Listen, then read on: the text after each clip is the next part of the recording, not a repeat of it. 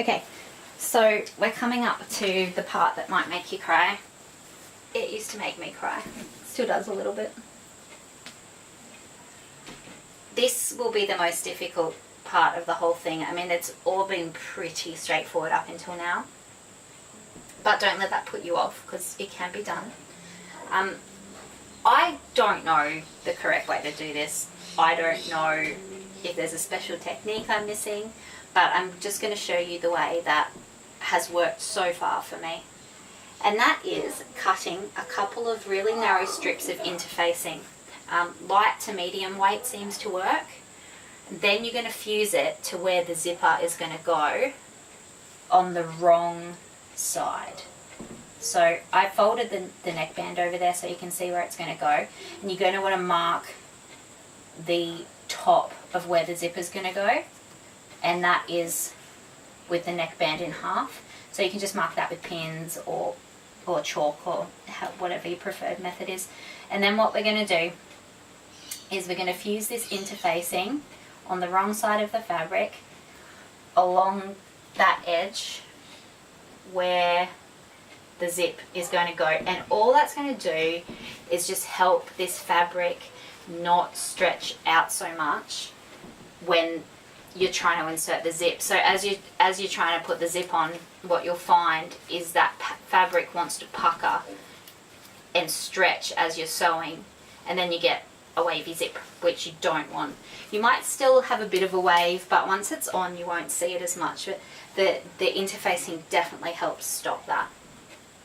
Now, when you iron this on, the iron needs to be hot enough that it's going to attach, but also you don't want to melt your fabric, which will happen under a hot iron. This will melt.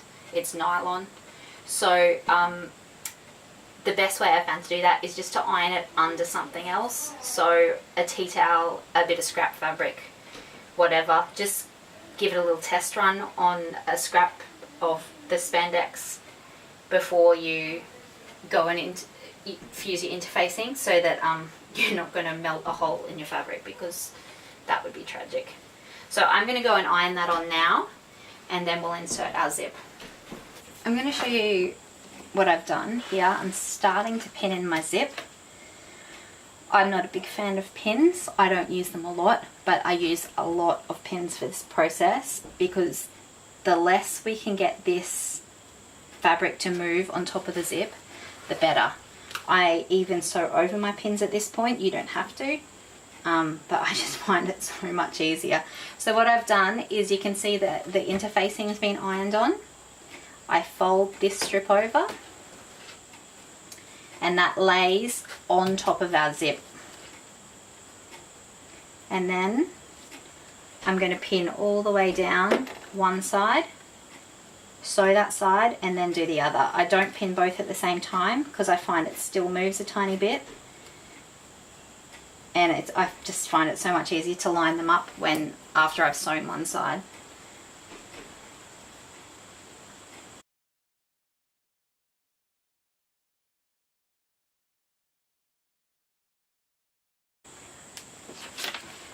Okay, so that's one side pinned.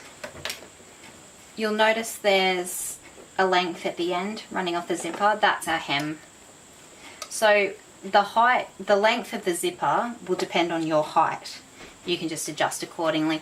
I'm not very tall, and also I don't like a super long rashie. I like it sort of to end, I don't know, a bit below my belly button, sort of hip height. So that's why I've got a fair bit of extra hem on the bottom. So I've got my zipper foot on, and I'm going to go super slowly, super carefully, and sew on my zip. I always do this. I always have it on the wrong side. Okay, so starting at the center of the neckband, and you can move the zipper pull out of the way if it drives you crazy. As long as you go slow, don't rush it, you should be right. If you make a mistake, you can start again.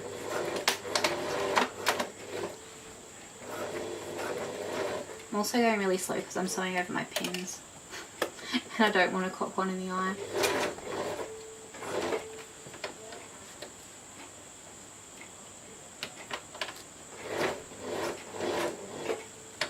So already that seam that's at the top of the neckline where the band attaches to the neckline, already that wants to push down.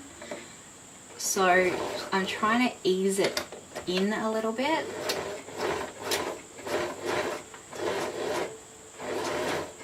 Just try your best.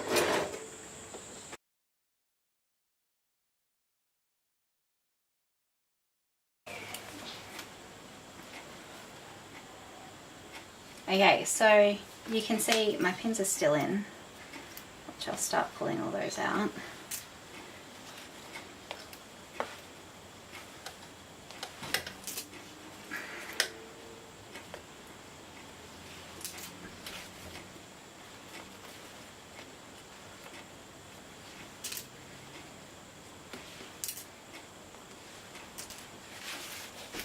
And you can see that's one side of our zipper in.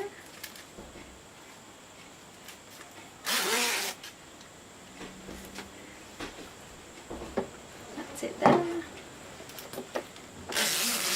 Now I'm going to do the other side and make sure these are lined up when I do it.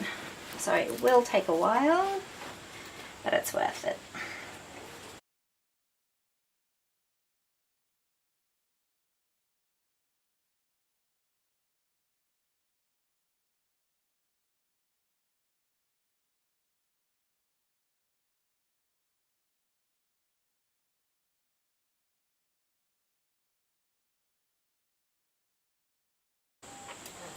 Okay, so after you've finished putting your zip in, check that you've caught both sides, everything lines up. You can check everything lines up by zipping her up. And that's the seam line. That's the seam line of the neckband there. So I'm pretty happy with that. Look, I've even pattern matched the lines across the print, so I'm pretty happy with that. Alright, now what you want to do is finish off the neckband. So I like to see this end of the tab. I don't like cutting them off, I don't like the spiky bits.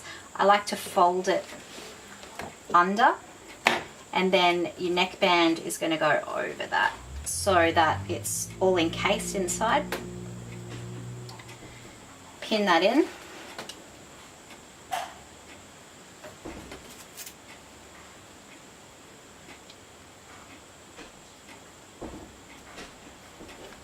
Do the same on the other side. So fold the tab in, fold that over with seam allowance in.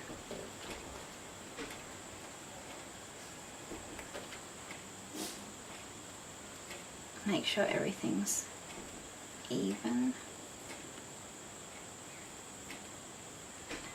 Give that a pin.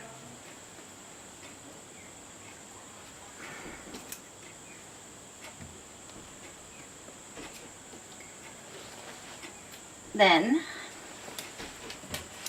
where we've just stitched the zipper down, I'm going to sew along that same seam, or that same line of stitching, sorry.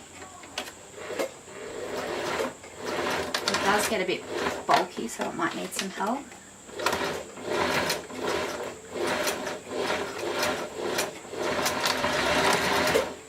And that just secures your other side, right there, the other side of the neckband. So do that for both sides.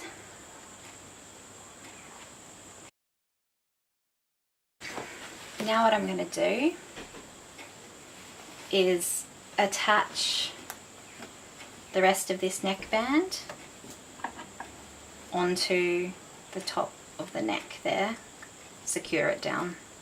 Now last time I did this I used a zigzag. I actually think because this doesn't need to stretch so much, it's not going over our head because we've got a zipper, so it doesn't need to stretch over our head. I think you might be able to actually use a straight stitch. So I'm going to use a straight stitch for that, and I'll report back and let you know if it works. If not, just go back through and zigzag it. You can zigzag it just to be safe. I zigzagged mine last time, but this time I'm just going to experiment a little bit more. Okay, back to normal foot. I'm going to sew it from the wrong side actually.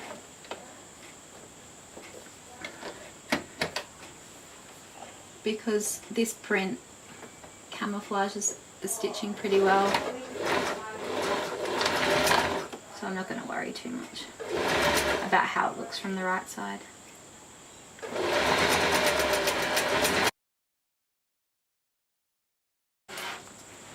It's actually really even. I was so worried about the stitching being wobbly all over the place sewing from the wrong side, but it's actually fine. So that's your neckband finished from the outside and from the inside. So now all that's left to do is the hem. Okay, so I've cut off a lot of that hem because I didn't need so much. I've overlocked the edge, not that you have to, but I have just for neatness. And now I'm going to switch my machine to a zigzag, and I'm going to zigzag the hem. I'm going to zigzag the hem instead of straight stitch it because there is a bit of pressure put on the hem. It is going to stretch over your hips. Well, it is over mine. So zigzag is a good idea.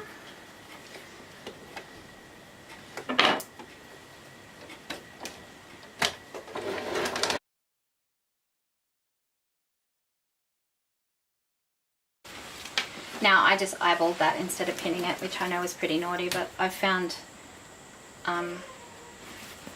I've sewn so much that I'm pretty good at eyeballing stuff now.